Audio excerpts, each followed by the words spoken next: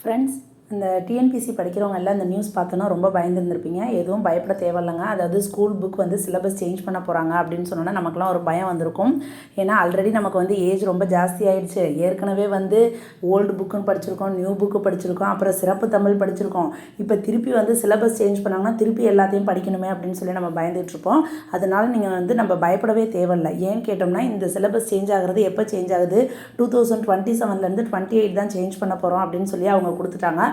அதுவும் first ஸ்டாண்டர்ட்லேருந்து 8th வரைக்கும் தான் 2027 to 2028 சேஞ்ச் பண்ண போகிறாங்க. அதுக்கு அடுத்த வருஷம் தான் வந்து 9th 12th வரைக்கும் வந்து சேஞ்ச் பண்ணுவாங்க. அப்படியே சேஞ்ச் பண்ணாலும் நமக்கு எந்த பிரச்சனையும் இல்லை. ஏன்னா நமக்கு வந்து சிலபஸ் கொடுத்துருக்காங்க.